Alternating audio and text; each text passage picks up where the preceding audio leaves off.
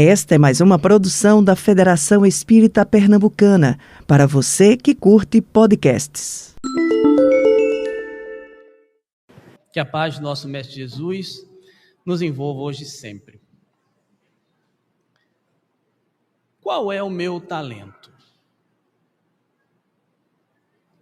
Creio que muitos de vocês aqui já devam ter se questionado isso. Acredito que os mais jovens, inclusive, estejam sendo perturbados mais frequentemente por essa questão, principalmente às vésperas de escolher a sua profissão. Qual é o meu talento? Dança? Artes plásticas? Habilidades com as mãos? Com os números, com os cálculos? Ou mesmo atividades esportivas? Seria Neymar um jogador talentoso? Mais talentoso do que o Pelé? Nós vamos, na tarde de hoje, desses breves instantes, refletir um pouco mais sobre a parábola dos talentos. Parábola essa contada por Jesus e que está registrada lá no Evangelho de Mateus, capítulo 25, versículo de 14 a 30. Mas será que nós estamos falando do mesmo talento de que Jesus tratava? Será que o talento que eu me questiono, que talvez vocês se questionem, ou que já se questionaram em algum momento da vida, é o mesmo talento de Jesus? Todos aqui conhecem a parábola dos talentos? Conhecem? Todos lembram dela? Bom, na parábola dos talentos, Jesus começa fazendo uma analogia, uma comparação. E ele começa assim: Deus, no caso, o Senhor, é como um homem de muitas posses que precisa fazer viagem para um lugar distante. Então ele chama 3 de seus servos e a cada um deles dá uma quantia. Ao primeiro ele dá 5 talentos, ao segundo ele dá 2 e ao terceiro ele dá 1 talento e segue viagem. O primeiro servo, com 5 talentos, negocia esse valor e consegue ganhar outros 5. O segundo, fazendo igual ao primeiro, negocia também esse valor e ganha mais 2 tantos. E o terceiro pega aquele talento e enterra. O tempo passa e, em um dado momento, já muito tempo depois, o Senhor volta, o dono daqueles talentos retorna e chama os seus servos para tomar contas. Chama primeiro o que recebeu 5 talentos.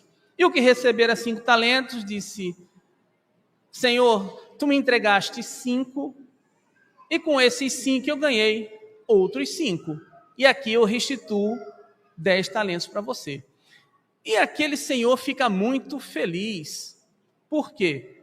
Porque aquele seu servo pegou aqueles 5, ganhou mais 5, e ele disse: compartilhai da minha alegria, te dei pouco, e você fez render esse pouco, tornou muito. O segundo, sendo chamado, também apresentou os seus 2 talentos, e com estes mais 2.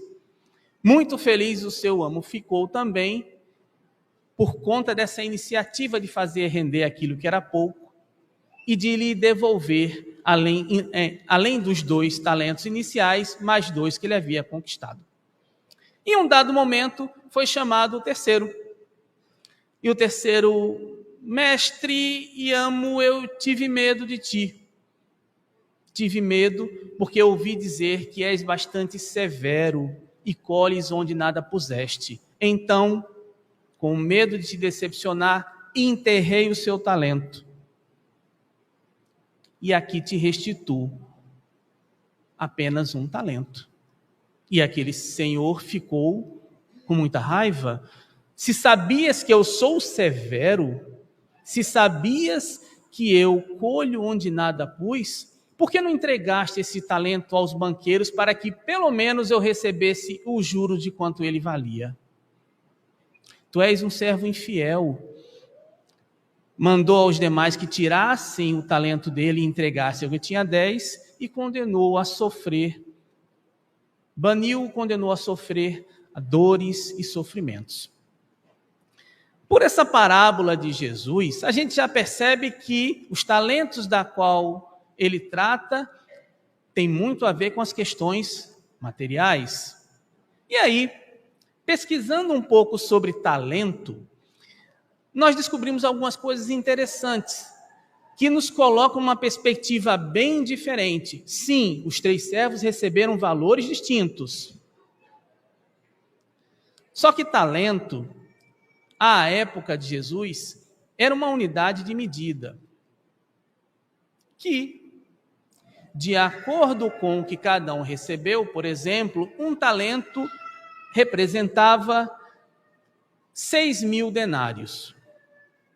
Denário era uma moedinha de prata romana que se pagava por o trabalho de um dia. Um dia de serviço valia um denário.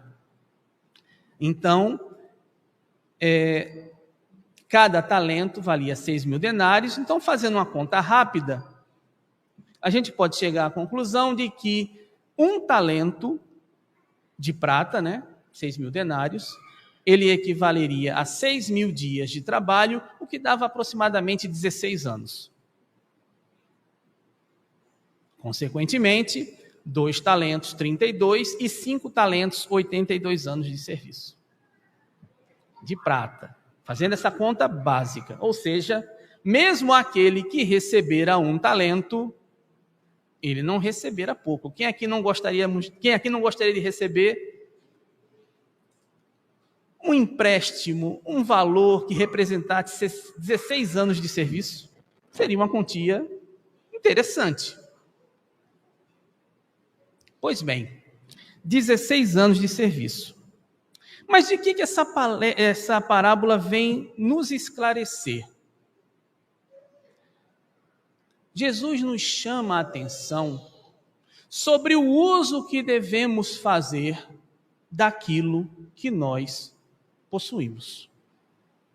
Tudo aquilo que nós temos nos é dado por empréstimo.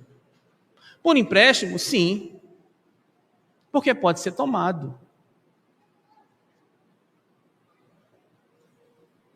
E aí, a reflexão a que ele nos convida, é como é que estamos utilizando os recursos que nós temos. Quais recursos? Todos. Os recursos financeiros, sim. Os recursos intelectuais, também. Os recursos intelectuais, podemos colocar, de certa forma, aqueles talentos que nós conversávamos no início. Minha habilidade motora para jogar bola, minha habilidade intelectual de lidar com números, minha habilidade plástica, produzindo arte, são recursos que temos à disposição, além dos recursos financeiros, além do acesso à informação, além de uma eventual herança. E tudo isso pode ser tirado. Isso tudo está à nossa disposição por um tempo que nós não conseguimos saber quanto. Exemplo?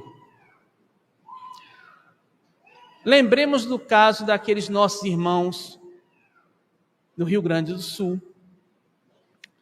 Para falar só de um fato recente, que por uma condição acima daquilo que eles poderiam controlar, individualmente, perderam tudo. E lembremos, as notícias estão aí, lembremos que não são questões isoladas. Nós estamos falando de um estado de calamidade de todo um estado, em que falta o básico, falta coisas mínimas. Falta uma escova para escovar os dentes, falta uma toalha para enxugar o rosto, falta roupas secas, roupas limpas, falta água, falta pão.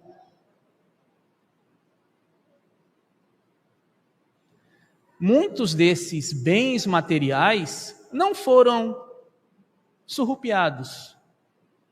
Eles estão lá, mas sem condições de serem utilizados.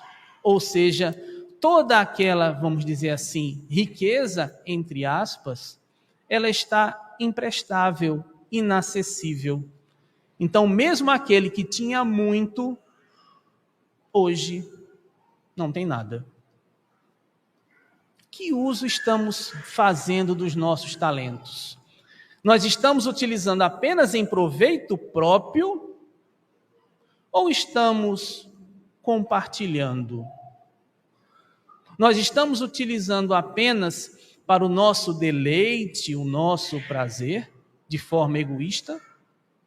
Ou estamos produzindo, multiplicando riquezas? E um detalhe da parábola é que os talentos não eram dos servos. Ao final do período, tudo foi devolvido. Como é que nós devolvemos os talentos que nós recebemos? Nós vivemos no mundo, meus irmãos, é verdade. E esse mundo ele é cheio de regras, cheio de necessidades que nós precisamos cumprir. São questões que precisamos atender para estarmos no mundo. Trabalho, lazer, alimentação, descanso.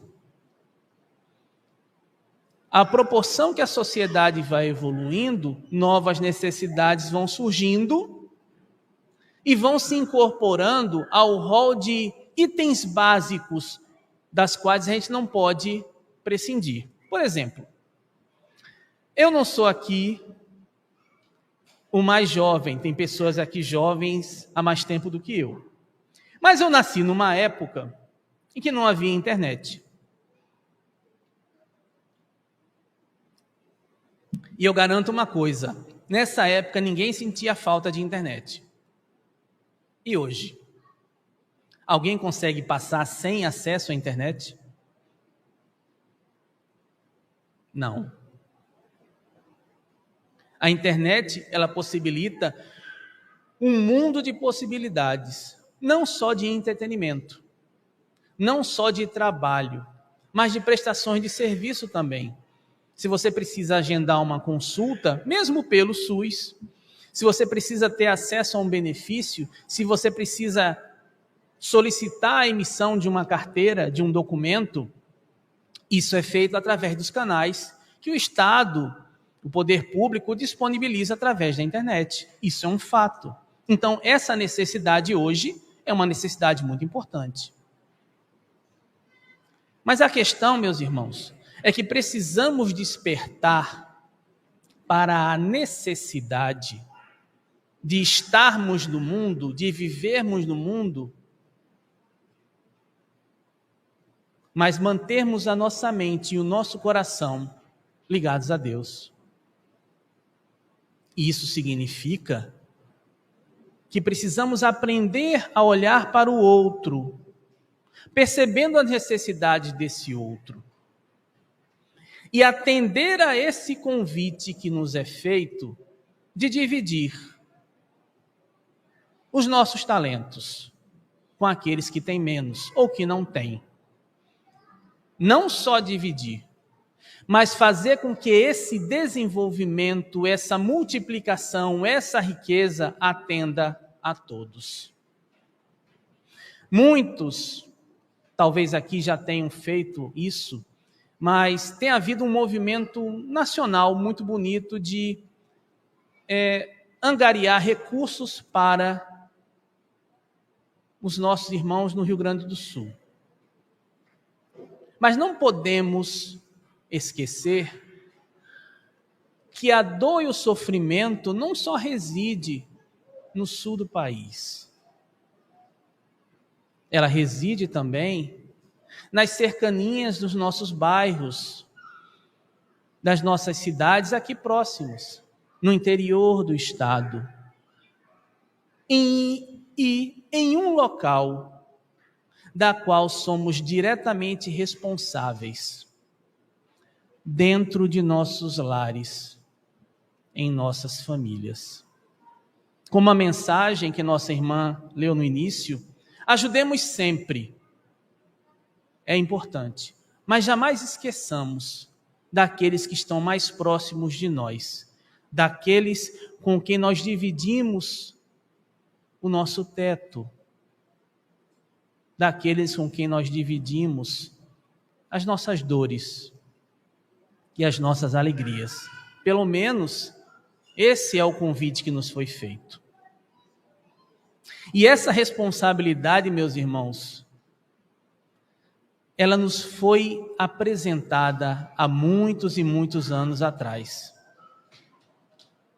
Ela nos foi apresentada lá, cerca de 3.000 anos, quase 4, lá na aliança que Deus faz com a humanidade,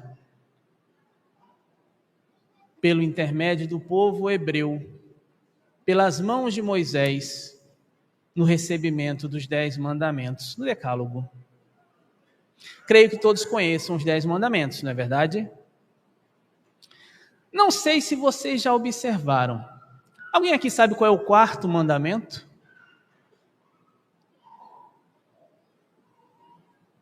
Honrai pai e mãe, a fim de viverdes longo tempo que a terra que o Senhor vosso Deus vos dará.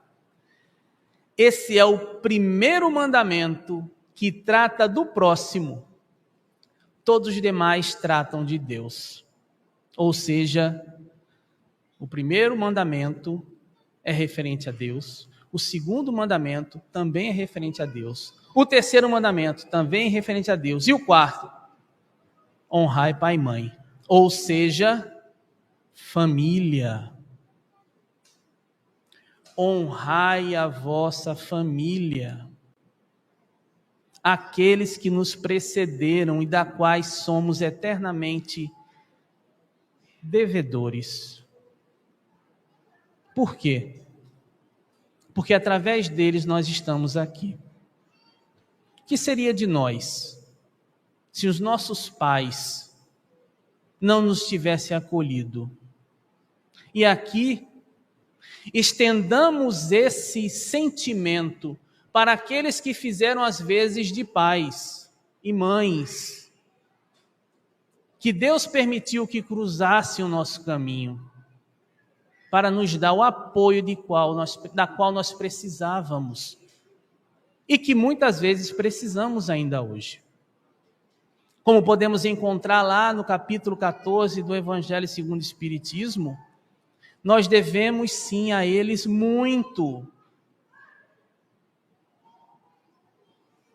porque eles sacrificaram muito. E só quem é pai e mãe hoje sabe o sacrifício que se faz pelos filhos. Não devemos a eles só o mínimo necessário para sobreviver. Devemos mais. Devemos o conforto, devemos os pequenos nada supérfluos que garantem o bem-estar da vida. Esse é o nosso compromisso. Porque sem eles, nós não estaríamos aqui. E acreditem, meus irmãos, todos nós pedimos para estar aqui. Pedimos essa nova oportunidade de nascermos, de virmos ao mundo e continuarmos o nosso trabalho, o nosso labor evolutivo, como a doutrina espírita nos esclarece. Mas a nossa família, temos a família que nos acolheu, dos nossos pais, daqueles que nos geraram, ou mesmo daqueles que cuidaram de nós. E temos uma outra família, a família que nós escolhemos, aqueles que nós geramos, aqueles que nós acolhemos em nosso coração. Ou pelo menos, esse foi o compromisso que nós assumimos. Em relação a eles também temos grandes responsabilidades. Não só as responsabilidades do mundo, que são importantes, mas que vão além daquilo que o ouro pode nos dar. É natural que tenhamos aquele impulso de dar tudo de bom e de melhor para nossos filhos e filhas. E todos aqueles que fazem vezes de, que às vezes as famílias, elas são constituídas de uma forma belíssima aos olhos espirituais, de uma forma belíssima que Deus nos permite através dos seus emissários nessa constituição. Os filhos consanguíneos, os filhos por adoção, os filhos de coração, os agregados, pessoas que dependem de nós, pessoas que são sensíveis diretamente à nossa influência. Temos responsabilidades para com eles também. Não caiamos no equívoco de despender os nossos talentos com os de fora e esquecermos dos de dentro do nosso lar. Nossos filhos e filhas clamam por nós para além da instrução, da roupa bonita, dos cursos de língua e dos lazeres mundanos. E aí, meus irmãos, nós precisamos lembrar do nosso mais importante talento. O talento que Deus dá a todos nós de forma igual.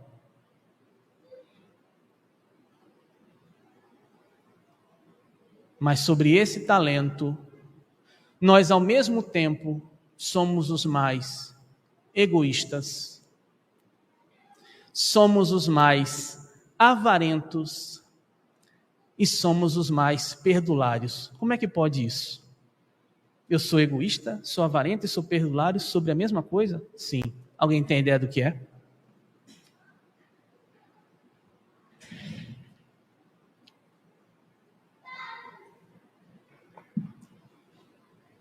O nosso tempo.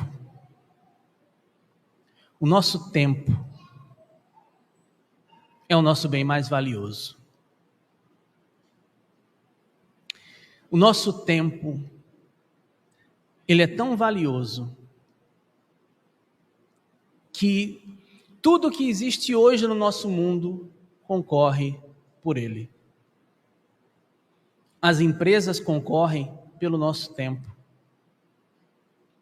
Os aplicativos no celular disputam pelo nosso tempo. Nós não damos o nosso tempo a qualquer um, mas damos o nosso tempo sem nos preocuparmos a quem. Somos capazes de matricularmos o nosso filho numa escola integral, no sentido de que ele tenha a melhor instrução. Ele começa de 7 horas da manhã e vai até às 5 horas da tarde. Isso custa, muitas vezes, muito caro. Mas nós não temos 5 minutos para conversarmos com ele e perguntarmos como foi o seu dia. Nós não sabemos. Nós trabalhamos 10, 12, 14 horas por dia. E muitas vezes conseguimos alguém que nos remunere proporcional ao nosso esforço. Mas não conseguimos passar 10 minutos numa refeição, todos à mesa, porque não temos tempo. Nossos pais e aqueles que fizeram as vezes nós gastamos muitas vezes fortunas com cuidadores ou até em instituições de repouso. Às vezes ocorre de não termos condições, sim, de cuidar deles diretamente. Uma instituição de repouso não é algo barato. Mas não temos tempo de ir visitá-los. Não temos. Não temos tempo de saber como é que eles estão. Não temos tempo de nos informarmos do bem-estar deles. Em um dos endereços que nós moramos, era ao lado de um abrigo de idosos. E esse abrigo era um abrigo que à época me chamou muita atenção. Porque era um abrigo que não estava em condições financeiras difíceis. Era um abrigo economicamente bem resolvido. É tanto que as instituições espíritas e de outros movimentos religiosos, quando eles iam lá fazer visita, os responsáveis pelo abrigo diziam assim: não precisa trazer nada não, não falta nada não. Esse endereço dividia muro com esse abrigo. E era curioso, porque as visitações, elas em sua maioria aconteciam aos domingos. Alguém tem ideia qual era o dia que tinha mais movimento? Dia das Mães. E os outros domingos? Praticamente vazio. O abrigo não era barato. Todos estavam bem acomodados, tivemos a oportunidade de visitar. Mas era um local triste. Porque aqueles que ali estavam ficavam numa angustiosa espera de um ente familiar que nunca vinha. Deprimiam, adoeciam. Muitos não tinham tempo. Devemos lembrar, meus irmãos, que sobre esse talento nós também seremos cobrados. E o primeiro a cobrar desse talento será a nossa própria consciência. Ele é um talento muito valioso, porque o tempo, ele não volta atrás. Aqueles que perderam seus filhos, seus entes queridos, quanto dariam? Quanto uma mãe daria para poder segurar por mais 5 minutos o filho no colo? Quanto um filho daria para poder ser lembrado por um pai com demência? Quanto dói não podermos voltar no tempo e pedirmos perdão, ou mesmo aceitar aquele pedido de perdão.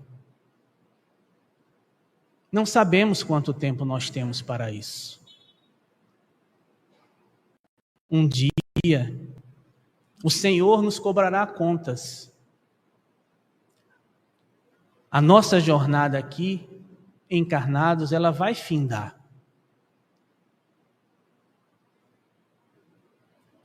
E seremos apresentados à nossa própria consciência. O que eu fiz dos talentos que eu recebi? Mas Deus, Ele antes de tudo, é soberana justiça e bondade. Ele não nos abandona sozinhos e ao relento. Ele sempre nos oferece, nos disponibiliza recursos, orientações, pessoas, anjos que em nossa vida mostram o caminho que nós devemos seguir. E isso também estava na parábola dos talentos. Quando o último servo, aquele que se apequenou, que por medo não se sentiu forte o suficiente para fazer o seu talento multiplicar, retorna ao seu Senhor, o que este lhe diz? Por que não entregaste o teu talento aos banqueiros, a terceiros que te ajudassem a fazê-lo multiplicar? Meus irmãos, não precisamos enfrentar as nossas provas sozinhos. Temos muita ajuda, temos muito amparo, temos muito auxílio. E mesmo naqueles casos em que as tormentas pareçam mais difíceis, tenhamos certeza, existe um farol que nos diz que direção tomar. Em relação aos cuidados, em relação aos nossos pais, aos nossos filhos, que ambiente maravilhoso, por exemplo, representa uma casa espírita, que nos permite o esclarecimento e o acolhimento, o tratamento, a educação, não só a educação do mundo e da alma, mas a educação dos sentimentos, do coração. Podemos vir a casas como essa, a nossa Federação Espírita Pernambucana, que já há 120 anos se propõe a realizar esse trabalho aqui em Pernambuco, mas que não é a única. Outras e outras casas, outros e outros movimentos religiosos também, porque o mestre disse que onde 2 ou mais pessoas estiverem presentes, ele estaria presente, que nos acolhe de braços abertos, que nos auxilia na nossa própria educação, dos nossos filhos, dos nossos pais, nos auxilia em como nos tornarmos um multiplicador de talentos, do talento material, do recurso financeiro de que dispomos, do talento do nosso tempo, do talento das nossas energias físicas. Como dissemos, estamos no mundo. Cada um de nós vive numa condição diferente. A nossa sociedade, ela muda muito. Como eu disse, na época da minha infância, era muito comum o provimento familiar ser realizado por um dos cônjuges. Hoje isso é uma coisa muito mais difícil. Hoje, manter uma família é algo que envolve um despendimento de energia de todos os cônjuges. Mas isso não quer dizer que isso tira de nós essa responsabilidade. Nós precisamos aprender a qualificar os momentos. Nós precisamos aprender a compartilhar as nossas alegrias. Nós precisamos aprender a nos fortalecer em família. E aí, uma coisa que a gente aprende desde sempre, que aprende inclusive na evangelização, que inclusive orientamos as crianças na evangelização, evangelho no lar. Alguém aqui faz? Muito bem. Poderia ser melhor, fica o convite. Muito bem. A oportunidade de nos reunirmos.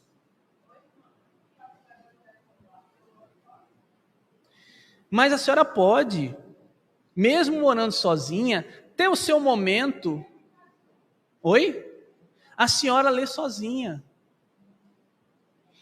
O evangelho no lar, ele é bom, assim, não é só uma questão familiar. É importante que seja familiar, mas para aqueles que moram sós, pensemos no evangelho no lar, aquele momento em que nós paramos, nos desligamos do mundo e entramos em contato com Deus.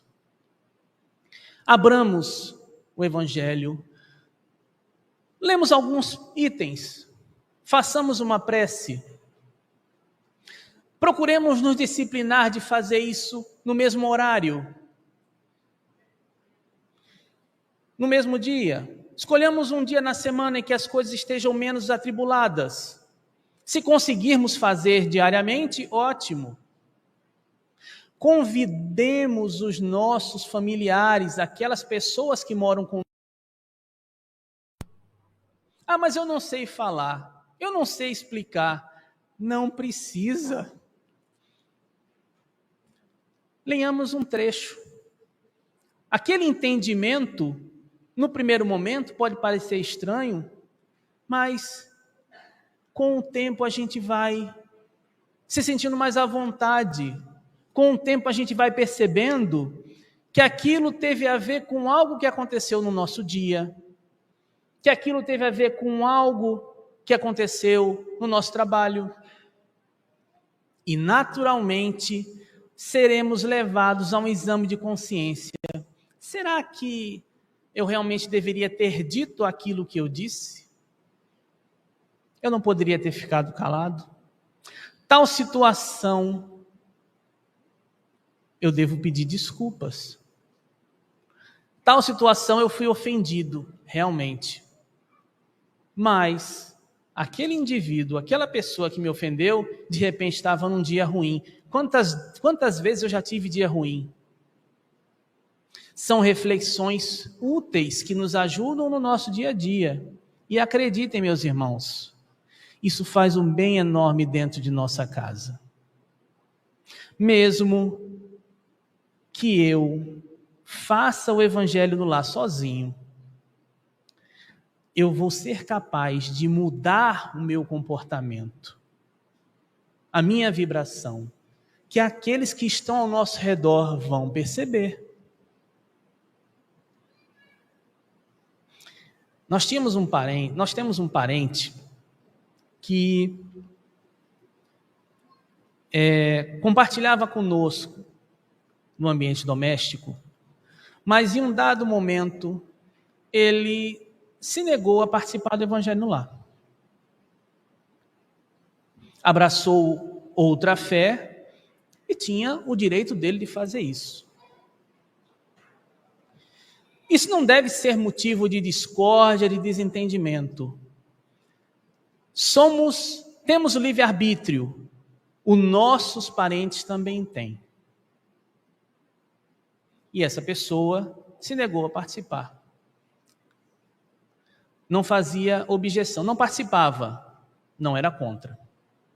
Anos depois, muitos anos depois, de forma natural, ele despertou para a necessidade de buscar um rumo novo dentro da sua fé.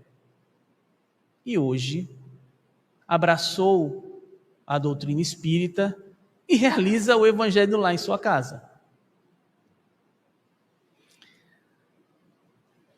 Essa história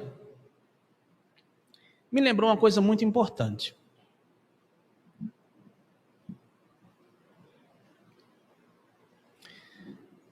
Nós temos uma legislação brasileira. A nossa legislação brasileira em relação à educação diz que os pais eles têm o dever e até a obrigação de matricular os filhos na escola. Criança em período escolar precisa estar na escola. Isso é uma lei. Não é apenas uma opção. É uma lei civil, mas que nos traz uma orientação muito curiosa, uma reflexão muito importante. Que ela nos diz o quê? A criança, por uma série de fatores educacionais, cognitivos, de aprendizado, ela precisa estar na escola para aproveitar o melhor momento de aprendizado de sua vida. Isso significa o quê? Que depois ela não vai ter condição de aprender? Não.